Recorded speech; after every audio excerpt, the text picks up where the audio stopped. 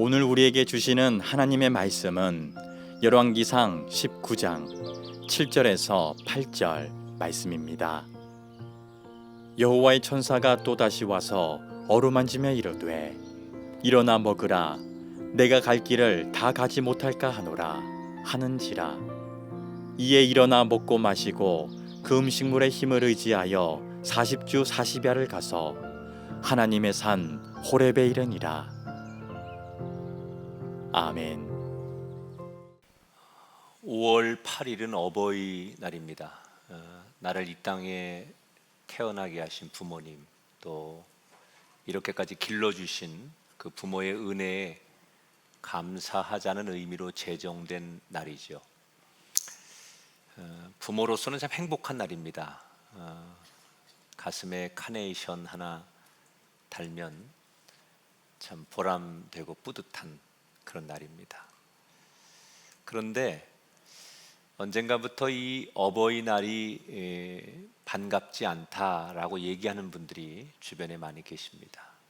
우선은 경제적으로 너무 어렵다 보니 별로 이렇게 해드릴 게 없어서 어버이날이 되면 참 부담스럽고 마음이 힘들다, 이런 자녀들의 이야기가 들려오고, 또 어떤 가정은 요즘 핵가족 시대다 보니까 가족들이 너무 떨어져 있는 거예요, 부모와 자녀들이. 그래서 만날 수 없어서 더 그리운 날이 되기도 하고, 또 가까운 곳에 살기는 하지만 이런저런 사연들이 있어서 만나지지 못하는 안타까운 그런 사람들도 있는 것 같습니다. 근데 이런저런 소식 가운데 제 마음을 좀 무겁게 했던 소리 하나는 이런 거였습니다. 부모로 산다는 게 너무 싫습니다, 이런 얘기. 이게 무슨 얘기일까? 내가 부모로 산다는 게 너무 힘듭니다. 사실은 평상시에 제가 조금 우리 교우들에게 설교하면서 죄송스러운 마음이 있었습니다. 늘 미래 세대를 얘기하면서 저뿐 아니라 많은 언론들이 다음 세대 청소년들, 청년들, 그들의 마음과 형편을 살펴야 된다, 이런 걸 외치는 사이에 중년 또는 노년층에 위로가 되는 메시지가 너무 없는 거 아니냐, 그런 좀 아쉬움과 죄송스러움이 있었습니다. 그래서 오늘은 아예 중년에 또는 노년들이 갖는 마음의 외로움, 고독감, 이런 것들을 어떻게 극복하면 좋을지 성경에서 제시하는 솔루션을 함께 찾아봤으면 좋겠습니다. 사실은 인간이 우울하고 또 마음에 무기력감이 찾아오고 또 슬픔이 밀려오고, 그래서 내가 왜 살지라고 생각하는 것은 누구나 다 있는 거예요. 이건 어떤 사람은 있고 어떤 사람은 없는 게 아닙니다. 지난주에 설교해 주신 권수영 박사가 이런 얘기합니다. 유명한 상담가시니까 사실 사람들이 마음에 우울증 또는 마음에 이런 고독, 이런 게 오는 것은 당연하게 받아들여야 된다. 우리가 살다 보면 육신적으로 몸살 감기가 올 때 내가 몸이 아프면 약 먹고 며칠 쉬듯이 어느 날 문득 내 마음에 그런 우울감이 또는 외로움이 찾아오면 큰 몸이 아픈 거와 동일한 그런 느낌으로 자신을 받아들이고 이해하면 되는데, 그걸 굉장히 수치스럽게 생각하거나 드러내는 것을 힘들어하면 안 된다, 그런 얘기하는 거 들었어요. 특히 부모 세대들이 사실 말을 안 해서 그렇지 이런 무력감, 또 인생의 우울감, 이런 걸 굉장히 많이 겪습니다. 작년 3월에 벨기에의 심리학 교수 두 분이 쓴 부모 번아웃이라고 하는 책이 있습니다. 이 책에서 이 두 저자는 전 세계 45나라의 3만 명의 그 부모들이 겪는 번아웃, 마음의 우울감과 뭐 어떤 그 무기력 이런 상태들의 그 현상들을 자세하게 기록한 책입니다. 왜 자식들 다 키우고 인생을 살면서 시간이 갈수록 마치 익어가는 과일처럼 성숙한 인생이 돼야 될 나이에 부모 세대는 중년, 노년이 되면서 외롭고 고독하고 우울함이 찾아오는 것일까? 이걸 어떻게 바라보고 이겨내야 되는가? 그러면서 성경에 여러분에게 소개해 드릴 인물이 누굴까를 생각하면서 떠올랐던 사람이 오늘 본문의 엘리야였어요. 왜 제가 엘리야를 떠올렸냐면 엘리야는 사실 인생을 굉장히 열정적으로 산 사람이에요. 그런데 오늘 그의 인생에 우울감이 찾아오는 그 사건을 소개해 드리려고 합니다. 엘리야를 이해하려면 시대를 이해해야 되는데 엘리야가 살던 시대는 이스라엘이 남과 북으로 갈라져 있던 시절입니다. 북쪽에 아합 왕이 당시에 큰 무역 도시였던 페니키아의 그 공주 이세벨과 정략 결혼을 합니다. 그리고 그 페니키아의 막대한 자금이 이스라엘로 들어와서 이스라엘은 경제를 발전시키게 되죠. 그러니까 왕으로서 굉장히 잘한 일이죠. 우리가 대통령 또는 정치인들에게 바라는 것 중에 하나 국민들이 경제의 이 좀 풍요로움 이런 걸 대부분 원하잖아요. 그러니까 아합 왕은 이걸 너무 잘하는 거예요. 그런데 경제적인 부흥은 되었지만 그들이 안타깝게 잃어버리는 게 있었습니다. 그게 바로 여호와 신앙을 점점점 잃어버리게 되죠. 여러 가지 이유가 있는데 그 중에 대표적인 이유가 이세벨이 이방 여자인데 이 결혼을 하면서 자기가 원래 믿던 그 신앙, 바알 신앙을 가지고 들어와요.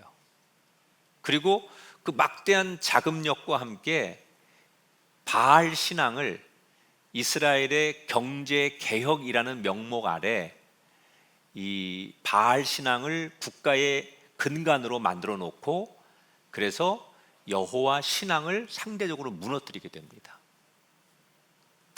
그러니까 이런 처참한 상황들을 지켜보시던 하나님께서 무너져가는 이스라엘의 신앙을 회복하기 위해서 한 인물을 선택하는데 그게 바로 엘리야예요.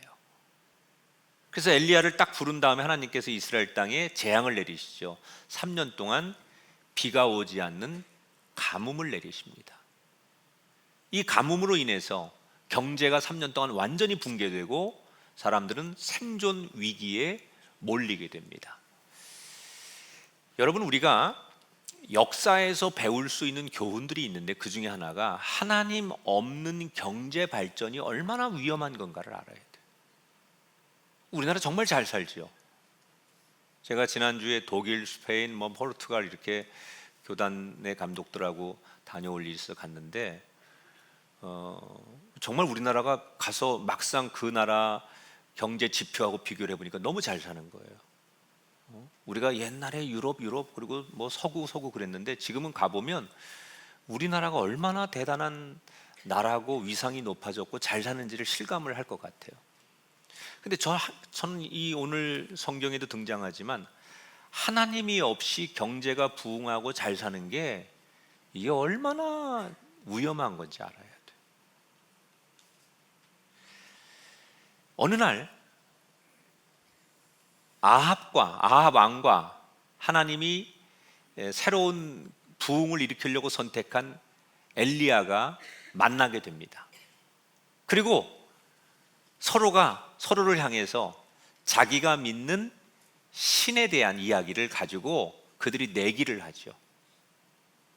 그래서 그 유명한 갈멜산에서 누구 신이 참 신인지 각각 자기가 믿는 신의 이름을 불러서 제단에 불을 먼저 내린 신이 참 신인 것을 인정하도록 하자. 그래서 그 유명한 바알 신을 믿는 수백 명의 예언자들과 여호와 하나님을 믿는 엘리야가 흥미로운 대결을 벌이는 거예요. 잘 아시다시피 결과는 엘리야의 대승리로 끝나죠. 여호와 하나님이 그곳에 불을 내리셔서 하나님만이 진짜 살아계신 신이라는 것을 모든 사람들에게 보여주는 거예요. 이 대결에서 엘리야가 이기고 나니까 이걸 지켜보던 많은 백성들이 바알 쪽의 예언자들을 다 죽여버립니다. 그리고 잠시 후에 3년 동안 가물었던 그 땅에 비가 내리면서 가뭄이 끝이 나요. 그 자리에서 이 모든 과정을 지켜본 게 아합 왕이었습니다. 그러니까 그도 자기 눈으로 똑똑히 보았기 때문에 여호와 하나님을 인정할 수밖에 없는 그런 상황이 되었다는 거죠. 그리고 아합이 궁궐로 돌아갑니다. 그리고 자기의 부인이었던 왕비 이세벨에게 갈멜산에서 있었던 모든 이야기를 전하지요. 이쯤 되면 이세벨도 갈멜산에서 있었던 이야기를 들으면 자기가 더 이상 고집하지 못할 거라고 생각을 해요. 그런데 예상을 깨고 이세벨에게서 들려온 답변이 엘리야에게 오는데, 여기서부터 오늘 본문이 시작되는 거예요. 2절을 제가 읽어드릴게요. 이세벨이 사신을 엘리야에게 보내어 이르되 내가 내일 이맘때에는 반드시 내 생명을 저 사람들 중 한 사람의 생명과 같게 하리라. 그렇게 하지 아니하면 신들이 내게 벌 위에 벌을 내림이 마땅하니라. 내일 이맘때쯤 내가 너를 반드시 죽일 것이다. 내가 너를 죽이지 못하면 내가 믿는 신에게 내가 어떤 벌을 대신 받을지언정 내가 너를 반드시 신의 이름을 걸고 죽이겠다. 이렇게 공포를 하는 거예요. 자, 여기서 의문이 하나 있어요. 이세벨이 정말 엘리야가 미워서 죽이려고 하면 당장 군사를 동원해서 엘리야의 목을 치면 되지, 내일 몇 시까지 너를 죽일 거야 라고 이렇게 미리 선전 공포를 하는 이유가 뭘까? 이건 어떻게 보면 행동으로 하지 않고 말로만 하는 거거든요. 정말 죽일 것 같으면 말없이 가서 죽이면 될 텐데 내일 몇 시까지 너를 죽일 거야 라고 이렇게 구두로 협박하는 이유가 뭘까요? 죽이면 안 된다는 거죠. 죽일 수 없다는 얘기죠. 왜 죽일 수 없느냐? 이미 갈멜산에서 많은 백성들이 목격을 했잖아요. 여호와 하나님이 살아계신 신이라는 것을 이미 목격했는데 그 신을 믿는 대표적인 엘리야를 죽이게 되면 백성들이 엄청나게 반발을 하지요. 그러니까 어느 정권이든지요, 민심이 없는 정권은 이게 힘이 없는 거예요. 그러니까 우리나라도 보면 거의 매주 실시간으로 뭐 대통령의 지지도, 정당의 지지도 이게 나오는 게 얼마나 민감한지 몰라요. 이게 없으면 리더라는 것은 절대로 존재하지 않는 거예요. 이 힘이 뒷받침될 때 리더는 앞으로 끌고 갈 동력이 생기는 거거든요. 그러니까 이세벨이 봤을 때 엘리야를 여기서 죽이면 이 백성들이 다 돌아설 것이라고 하는 그 두려움이 있었을 거예요. 또 하나 조금 더 전략적으로 생각하면 굳이 지금 엘리야는 가장 영웅이 되었는데 그를 죽이면서까지 정말 진짜 영웅을 만들고 싶지 않았던 거예요. 그러니까 겁만 주면서 엘리야가 스스로 떠나가기를 바라는 마음에 죽이지 않고 그렇게 구두로만 협박을 했던 거겠죠. 자, 엘리야는 자기가 지금 갈멜산에서 모든 것을 다 쏟아부었어요. 그런데 이쯤 되면 뭔가 좋은 반전이 일어날 줄 알았는데 이세벨로부터 어떤 연락이 오느냐? 너를 죽이겠다는 거예요. 이때 엘리야가 어떤 반응을 보입니까? 3절 새 번역으로 읽어드릴게요. 엘리야는 두려워서 급히 일어나 목숨을 살리려고 도망하였다. 여기서 도망했다는 얘기는 전략적으로 도망간 게 아니라 두려움에 휩싸여서 허겁지겁 도망을 갔다는 얘기예요. 얼마 전까지 왕 앞에서도 그 누구 앞에서도 거침이 없었던 엘리야가 도대체 그 왕비가 전한 구두의 협박 한마디에 뭐가 그렇게 두려워서 도망을 간 걸까? 사람들은 죽음의 두려움이었을 것이다 이렇게 말하지만 사실은 죽음에 대한 두려움이 아니에요. 이세벨이 두려웠던 게 아니에요. 엘리야가 정말 두려웠던 것은요, 나는 내가 할 수 있는 최선을 다했는데 변하지 않는 현실이 두려웠다는 거예요. 우리 그런 거 있잖아요. 할 만큼 다 했고 이 정도면 기대하면서 내가 정말 최선을 다했는데 아무것도 큰 벽 하나가 조금도 움직이지 않는 현실을 마주하면 더 이상은 안 되는구나. 그리고 자포자기하죠. 갈멜산에서 그 정도까지 목숨을 내놓고 혼신의 힘을 다해서 자기가 할 수 있는 최선을 다했는데 세상에 바뀌는 건 아무것도 없는 거예요. 그러니까 더 이상 내가 뭐 할 게 없구나. 그래서 그 현실 앞에 그는 좌절하고 절망을 하는 거예요. 이 지금 엘리야의 마음의 상태를 의사들이 또는 심리학자들이 그대로 표현하면 이걸 뭐라고 하느냐? 엘리야의 마음에 번아웃이 왔다는 거죠. 번아웃이 뭐예요? 무력감, 우울증 이런 게 마음을 지배하는 상태를 번아웃이라고 해요. 그래서 엘리야는 도망을 칩니다. 어디까지? 이 사람이 우울하거나 마음의 고독, 이 번아웃이 오면 일단 사람 만나는 걸 싫어합니다. 그래서 피하죠. 엘리야도 똑같아요. 아무도 없는 곳으로, 나를 알아보지 못하는 곳으로 정처 없이 가요. 도망치듯이. 그리고 어딘가에서 그냥 누워버리죠. 자, 이렇게 왕성하게 살아오던 그의 인생의 어느 날 마음의 우울감, 고독감, 실패감이 찾아온 그 중년의 노년의 엘리야를 하나님은 어떻게 다시 회복시키시느냐, 그게 오늘 성경의 포인트예요. 자, 하나님이 우울감에 주저앉은 이 엘리야를 다시 회복시키는 방법이 두 가지예요. 첫째는 우선 그에게 아무것도 안 하고요, 물과 음식을 주어서 건강을 회복시켜요. 저는 사실은 우리가 너무 마음이 우울할 때 마음에 초점을 맞추지만 사실 마음의 이 우울은, 제가 지난번에도 그런 설교 했는데, 뇌 지배를 받는 거잖아요. 우리 뇌과학에서는. 그러니까 육신이 건강해야 돼요. 그래서 육신이 건강해서 뭐 자전거를 타든 뭐 헬스를 하든 막 걷든 뭔가 사람이 육신적으로 막 그럴 수 있어야만 이 마음도 극복이 되는데, 너무 마음만 어떻게 달래보려고 하다 보니 육신이 점점점 같이 쇠락해지면 사람이 일어날 힘이 없는 거예요. 그러니까 하나님이 마음의 병을 터치하기 전에 먼저 뭐 해요? 그에게 육신의 건강을 회복시킨다는 거예요. 그러니까 우리 부모님 세대들이요, 특별히 자기 육신의 건강에 노력을 다 하셔야 돼요. 사람이 걷지 못하면, 인간은 걷는 우리가 생명체이기 때문에요, 걷지 못하면 거기서부터 모든 인생이 끝납니다. 자꾸 걸으셔야 돼요. 저희 어머니도 걷질 못하시고 부축히지 않으면 뭘 이렇게 휠체어 같은 거 이렇게 이용하지 않으면 걷질 못하셔서 집에서 그래도 몇 분이라도 걷게 해드리려고 무척 노력을 하는데 걷는 걸 너무 힘들어 하시는 거예요. 자, 일단은 건강을 회복시킨 다음에, 그 다음에 하나님께서 본격적으로 엘리야를 호렙산으로 부르세요.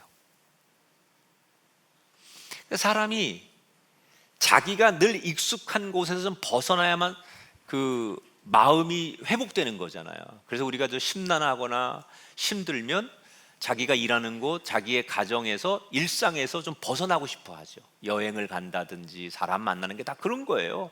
너무 힘들면 잠깐 나 바람 좀 쐴게, 나 잠깐 누구 좀 만날게, 그리고 툭 던지고 나오는 게 일상에서의 벗어남이잖아요. 여러분, 교회도요, 그냥 맨날 꿈의 교회만 나오는데 은혜가 안 되는 날이 있어요. 어느 날 그러면 옆에 교회도 좀 나가보고 그러세요. 괜찮아. 뭐 다른 교회도 가보고 그냥 그래요. 그러면 틀림없이 느낄 거예요. 아, 우리 교회가 좋은 교회구나. 사람이 일상에서 좀 벗어나야만 뭐가 좀 여유가 생기고 새로운 걸 느끼게 된다는 거죠. 호렙산으로 부르셨어요, 하나님께서. 네가 있는 그 힘든 자리에서 그를 다른 곳으로 부르신 거예요. 그래서 호렙산으로 갑니다. 그 왜 호렙산이냐? 왜 호렙산이냐? 호렙산이라는 의미는 뭐냐? 이게 중요해요. 자, 9절을 볼게요. 엘리야가 그곳에 굴에 들어가서 거기서 머물더니 여호와의 말씀이 그에게 임하여 이르시되. 하나님께서 왜 엘리야를 이스라엘 땅에서 멀리 떨어진 호렙산에 부르셨느냐?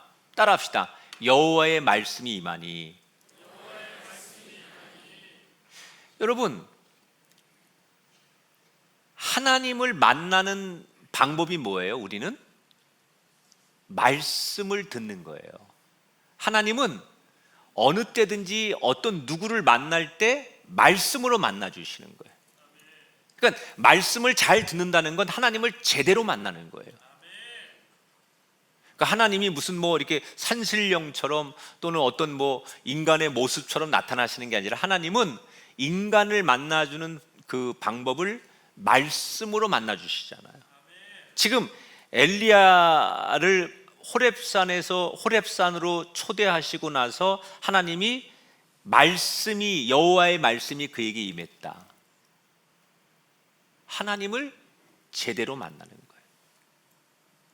그러니까 지금 마음의 병이 찾아온 엘리야를 고쳐주기 위해서 하나님이 선택한 방법이 뭐예요? 하나님이 그를 1대1로 만나 주시는 거예요. 일상을 벗어나는 게 중요한 게 아니에요. 우리가 일상을 벗어나라고 했다고 해서 나 좀 마음이 우울하니까 일상을 벗어나서 여행을 가야지. 그래서 그냥 들로 산으로 헤매는 여행 말고요. 성경에서 말하는 건 뭐냐? 일상을 벗어나되 하나님께 나오는 게 중요하다는 거예요. 근데 우리가 현실에서는 하나님 앞에 우리의 삶이 집중하고 하나님께만 나가기가 참 어렵습니다. 현대인들이 우선 너무 바빠요. 직장 생활하고 학교 다니고 뭐 가정에서 내가 해야 될 일이 너무 많으니까 옛날 농경 시대는 딱 사람들이 살던 삶의 자리에서 크게 벗어나지 않으니까 교회 하나를 정해 놓으면 그저 일주일 내내 교회를 중심으로 일하고 가정, 교회 이렇게 가능했지만 현대인들은 워낙 이동을 많이 하고 자기가 활동하는 범위가 넓으니까 매일같이 새벽기도 나오고 공예배 나오고 뭐 이렇게 하기가 참 어렵습니다. 그래서 저는 현대인들에게 우리가 만나는 호렙산에 대해서 각자가 자기의 호렙산을 만들 필요가 있다. 근데 이거를 시간을 많이 투자 못하니까 하루에 단 몇 분만이라도 하나님의 시간을 정해놓는 게 필요하다. 우리들에게 그 시간이 3분이든 5분이든 하나님을 제대로 만나는 시간을 설정해 놓고 그 시간만큼은 하나님께 집중하는, 정말 하나님을 제대로 만나는 시간, 그게 단 몇 분이라도 온전히 만나는 시간이 우리에게 필요하다는 거예요. 우리 교인 중에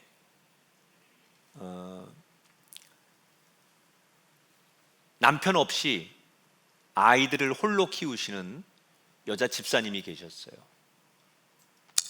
근데 특별히 큰아이에 대한 기대가 굉장히 많았어요. 이 집사님이 남편 없이 이제 어떤 사연이 있어서 아이들을 혼자 케어하니까 자기가 직장 생활하면서 아이들 뒷바라지하고 아이들 잘 키워야 되겠다. 그래서 신앙생활도 열심히 하고 큰아이에 대한 기대가 많았는데 근거가 있었어요. 이 큰아이가 굉장히 착하고 공부를 잘했어요. 그래서 초등학교 때, 중학교 때 늘 성적이 상위권이었어요. 그러니까 이 엄마로서는 이 큰아이에 대한 기대가 당연히 있을 수밖에 없는 거예요. 그래서 최선을 다하고 그것 때문에 힘들 줄 모르고 살아가는 거예요.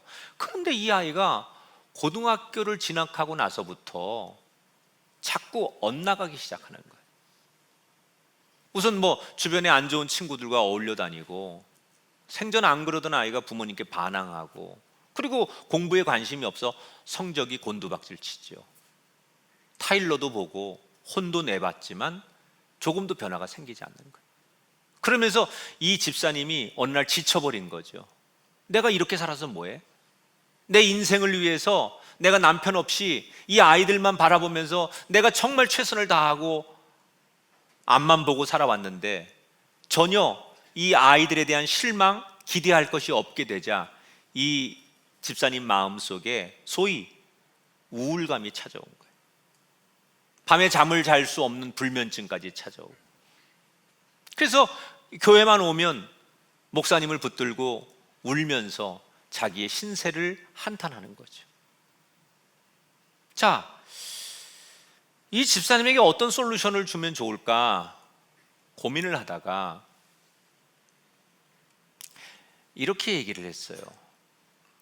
집사님, 그러지 말고 작정기도 합시다.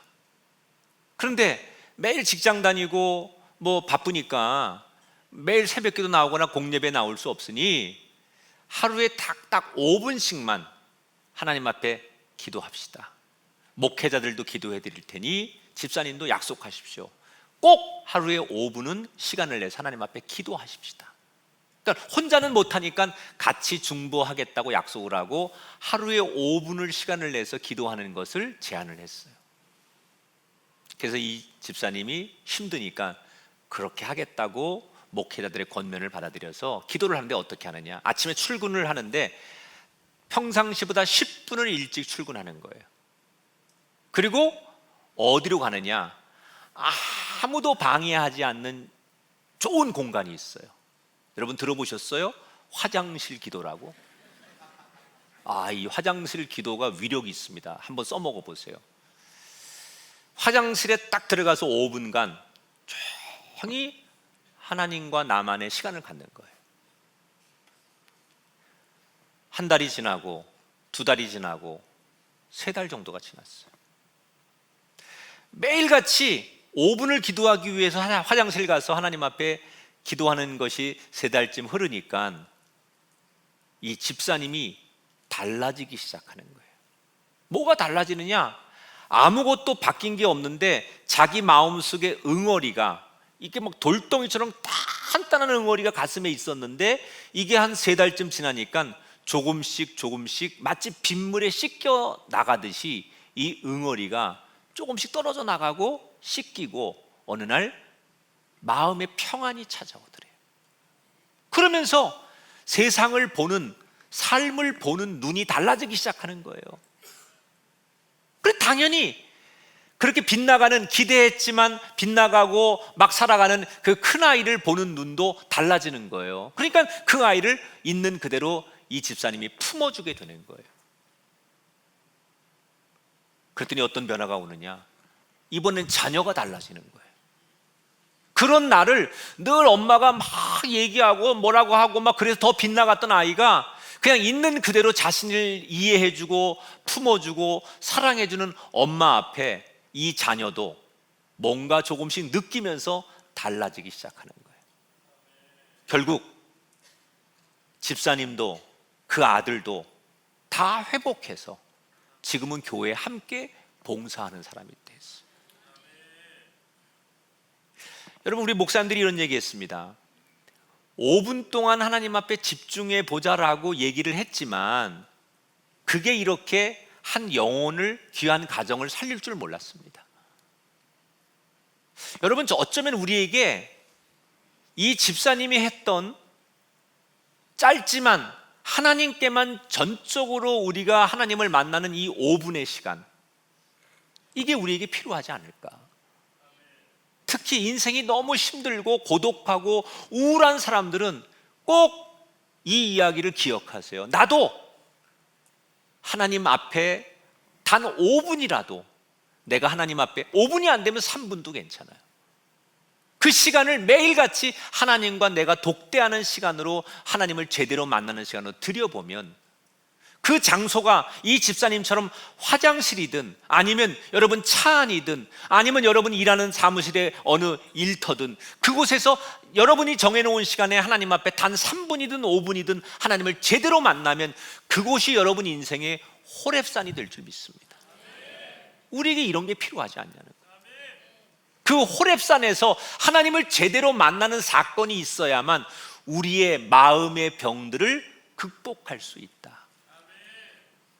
아마 오늘 설교를 듣는 분 가운데도 내 마음이 요즘 그런데, 내 마음이 얼어붙고 내 마음이 정말 가눌 수 없는 그런 마음인데, 이런 마음들을 도대체 어디서 어떻게 뚫어야 될까?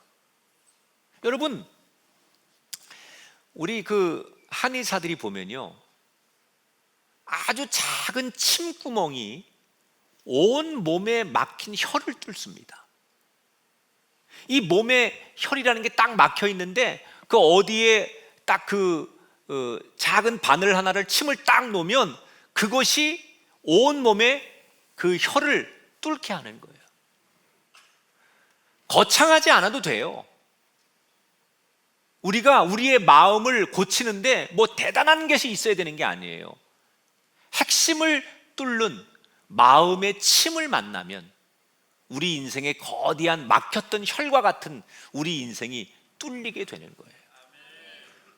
저는 한국 교회가 늘 이런 좀 목마름이 있었어요. 한국 교회는 우리가 어떤 문제를 해결하는 방식이 되게 하나님 앞에 뭐 좀 큰 엄청난 뭐 이렇게 사건, 큰 화려한 퍼포먼스로 하나님이 다가오셔야만 우리의 문제를 해결해 주는 거라고 생각을 해요. 그래서 한국교회 교인들은 마치 무당이 굿하듯 하나님이 우리의 문제를 해결해 줄 때는 막 큰 사건처럼 역사하시고 크게 뭔가 드러내시는 은사가 강하게 나타나야만 우리 문제를 해결해 주는 축복의 통로라고 생각해요. 그렇지 않아요. 하나님은 의외로 조용히 은밀한 가운데 우리의 문제를 해결하시는 분이에요. 여러분의 삶의 자리에 각각 이 어려운 시대에 힘들수록 하나님을 만나는 호렙산이 생기게 되길 바라고, 그곳에서 1분이 됐든 3분이 됐든 5분이 됐든 하나님을 제대로 만나는 아름다운 인생들이 되셔서 마음의 병들을 넘어서게 되기를 주의 이름으로 축원합니다.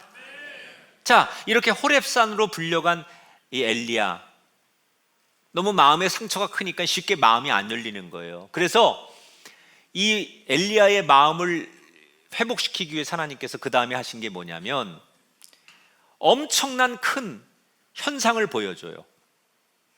예를 들면 막 정말 태풍, 산을 쪼갤 것 같은 바람. 여러분, 이 자연이라는 게 얼마나 무섭습니까?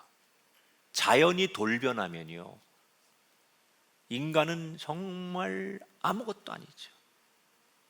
폭풍이 불거나 엄청난 태풍이 불면 그 인간이 자랑하는 문명이라는 게 속수무책이에요. 지진이 일어나고 뭐 막 그냥 불이 일어나서 한번 제가 강원도 산불 났을 때 차를 타고 가는데 제 앞에서 불이 100m가 뭐예요? 막 1000m씩 날아다니는 거예요. 강풍에 불이 여기서 제 앞에 휙 하고 지나가, 저 산으로. 그러니까 어떻게 사람이 감당을 못 하는 거예요. 너무 무시무시한 그 현장을 보면서 야, 정말 인간이 이렇게 무기력하구나. 그런데 엘리야에게 하나님께서 불로, 지진으로, 바람으로 막 현상을 보여주세요. 그리고 나서 엘리야에게 아주 세미한 음성으로 하나님이 말씀하는 거예요. 아까도 말했지만 문제를 해결하는 방식이 항상 무슨 막 지진처럼 바람처럼 불처럼 크게 역사해야만 기적이 아니에요. 하나님의 기적은 조용히 세밀한 음성에서 정말 만진 것 같지 않은 것 같은데도 내 마음을 터치하시는, 살짝 터치하시는 그 은혜, 은밀함 속에서 하나님이 우리 문제를 해결하시는 거예요. 이런 익숙함이 좀 있어야 돼요. 뭐 기도원 가가지고 꼭 무슨 은사가 나타나고 막 부들부들 떨고 방언하고 그래야만 이 사람이 하나님이 개입하는 거라고 생각하는데, 물론 그거를 전 부인하지 않아요. 그것도 하나님의 역사예요. 또 그것도 우리가 사모해야 돼요. 그런데 정말 은밀한 가운데, 정말 조용함 가운데, 만지는 것 같지 않은데 어느새 내게 오셔서 터치하신 하나님의 손길, 지금 엘리야를 그렇게 만지시는 거예요. 지진 가운데, 바람 가운데, 불 가운데 만나시는 게 아니라 그것이 다 지나간 다음에 들릴 듯 말 듯 조용한 세미한 음성으로 엘리야를 만나 주시는 거예요. 두 가지를 말씀하세요. 첫째로, 시리아의 한 장군과 이스라엘의 한 장군을 각각 왕으로 세우고 내가 지명하는 사람을 너의 후계자로 세워라. 이게 무슨 뜻입니까? 나에게는 다 계획이 있다 이 말이에요. 엘리야는 사람을 세우기만 하면 되고 나머지는 다 하나님이 알아서 한다는 얘기예요. 우리는 나머지까지 다 내가 하려고 하니까 문제가 해결이 안 되는 거예요. 하나님이 우리에게 요구하시는 방식은 네가 해야 될 일은 이런 것만 해라, 나머지는 내가 한다. 이게 하나님이 해결하는 방식인데, 나머지를 내가 해결하려고 하다 보니 하나님이 개입할 틈을 두지 않는 것이 우리가 문제를 더 꼬게 만드는 원인일 수도 있다. 하나님이 여러분에게 말씀하십니다. 나는 너에게 다 계획이 있단다. 너의 가정에, 너의 인생에 나는 다 계획이 있단다. 두 번째, 이게 중요해요. 18절 내용을 읽어볼까요? 내가 이스라엘 가운데 7,000명을 남기리니 다 바알에게 무릎을 꿇지 아니하고 다 바알에게 입맞추지 아니한 자니라. 이스라엘 안에 아직 바알을 섬기지 않는 7,000명이 더 있다는 얘기예요. 이 말씀을 왜 엘리야에게 들려주시는 거냐면, 어떤 메시지를 주고 싶은 거예요 지금? 넌 혼자가 아니라는 거예요. 엘리야야, 넌 혼자가 아니야. 사람이 그 마음의 병이 오는 그 첫 번째 단계는 외로움입니다. 외로움. 엘리야가 정말 힘들었던 이유가 뭐예요? 자기 혼자 이렇게 애를 썼는데 아무도 내 편이 없는 거예요. 그 바알신을 섬기는 예언자들을 다 죽이고 갈멜산에서 목숨 걸고 그렇게 영적 전쟁을 치렀는데도 내 주변에 아무도 없는 거예요. 그러니까 외롭고 고독하니까 우리가 흔히 얘기하는 마음의 병, 우울감이 찾아온 거예요. 우리 부모 세대들이 중년에 노년에 가장 무서운 게 이 고독감, 외로움, 이거 많은 분들이 겪는 거거든요. 엘리야를 한순간에 무너뜨린 병, 외롭고 고독함에 대해서 하나님께서 지금 뭘 말씀하는 거예요? 너 혼자가 아니다. 많은 분들이 이런 호소를 합니다. 가족이 옆에 있는데, 친구가 옆에 있고 이웃이 옆에 있는데 내가 이렇게 열심히 살고 내가 하고 있는 일에 대해서 지지를 못 받는다고 생각하는 거예요. 그러니까 아내가 옆에 있고 남편이 있는데도 내 편이라는 생각이 안 드는 거죠. 그래서 사람이 가족이 있음에도, 동료가 있음에도 나를 알아주지 않는다는 생각 때문에 군중 속에서 스스로 고독하고 이질감을 느끼면서 외로운 거예요. 정말 많은 사람 앞에서 소외감을 느끼는 거예요. 그게 마음의 병을 갖게 되는 거예요. 지난 5월 2일 미국의 공중보건서비스단에서 발표한 보고서를 읽어보니까 사람이 외로움을 갖게 되면, 외롭다라고 느끼면 다른 사람보다 심장병 발병률이 29% 높아지고, 고독하다고 외롭다고 느끼는 순간 뇌졸중 위험이 32% 커진다. 이렇게 말하니까 여러분 실감이 안 오죠? 쉽게 해석하면 내가 외로워, 아, 고독해, 이렇게 느끼거나 중얼거리면 이것은 하루에 담배를 15갭이 피우는 만큼 위험하다. 담배 끊어봐야 소용없어요. 응? 끊어봐야 소용없어. 아, 나는 왜 이렇게 나이 먹어갈수록 외롭지? 아, 나는 왜 이렇게 혼자지? 왜 나 요즘 이렇게 고독하지? 이러고 여러분이 그런 마음을 먹는다는 얘기는 그 순간에 담배 15개비를 피우는 효과하고 똑같다는 얘기. 이게 우리의 면역력을 떨어뜨려서 그 다음에 우리 치매가 오거나 우울증을 악화시키는 모든 원인이 다 여기서부터 출발한다는 거예요. 저는 이 보고서를 읽어보면서 사람이 외로움만 이겨내도 인생은 행복할 수 있다. 그런 점에서 그렇다면 이 세상에 제일 행복한 사람이 예수 믿는 사람이에요. 왜? 우리가 최소한 한 분은 내 편이 있다는 것을 분명히 알잖아요. 온 세상이 다 나를 버려도 최소한 하나님 한 분은 언제나 내 편 아니십니까? 내가 내 스스로 나를 쓸모없다고 여겨도 예수님은 여전히 그런 나를, 쓰레기 같은 나를 사랑하지 않습니까? 그러니까 예수 믿는 사람이 제일 행복한 거예요. 따라합시다. 나는 혼자가 아니다. 혹시 이 자리에 오늘 무기력하고 마음의 우울함, 그래서 인생에 아무 희망도 없이, 삶의 의욕이 없이 그렇게 살아가는 우리 부모 세대들이 계시다면 눈을 들어 우리를 사랑하시는, 우리를 사랑의 눈으로 바라보시는 하나님을 만나기를 축복합니다. 귀를 열어 우리에게 사랑한다고 말씀하시는 주님을 만나기를 축원합니다. 저는 사실 우리 부모님 세대들을 정말 축복하고 싶어요. 부모로 산다는 건 정말 힘든 거예요. 자식들을 위해서 희생하고 또 그걸 알아주기까지 얼마나 외로워요. 얼마나 정말 그 애간장을 얼마나 녹이면서 한 자녀를 성장시키고 살아가는 게 부모들의 마음입니까? 그렇게 평생을 살았는데 노년이 되어서 뜻대로 되지 않는 일, 경제적으로 또 어려운 분들은 더 힘들 거고, 요즘은 자식들 결혼시키면 끝난 줄 알았더니 끝난 게 아니야. 그죠? 자식이 정말 끝까지 잘 살아야 되는데 중간에 삐그덕거리면 어떡해? 이게 정말 부모로 산다는 것은 이 땅에 사는 날까지 마음을 수없이 놓을 수 없는 게 부모들이 살아가는 것이다.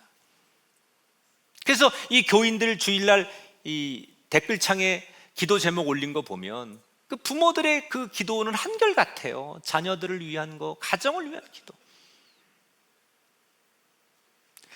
그런 부모님 세대들을 위해서 제가 축복해 드리고 싶어요. 노년이 되고 중년이 되면 다른 곳 찾지 마시고 하나님 앞에 나와서 하나님께 구하십시오. 정말 여러분 인생의 호렙산이 부모 세대들에게 더 필요해요. 어떻게든 하나님 앞에 나와야 돼요. 그리고 좀 슬프고 힘들면 우세요. 저도 요즘 여성 호르몬이 많아져가지고 드라마를 보거나 하면 그렇게 울어요. 근데 이게 사실 운다는 건 참 좋은 거예요. 인간이 우는 중에, 내 눈물을 흘리는 중에 하나님이 함께 하시는 거예요. 이게 울면요 다 씻겨 내려갑니다.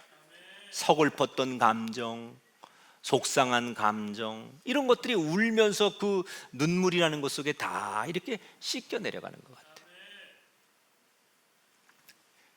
제가 이 얘기하고 설교 마칠게요. 언젠가 제가 한번 저 계룡대에 가서, 그 계룡대에 가면 별들이 많습니다. 모든 장군들이 거기 다 모여 있잖아. 육해공군이다.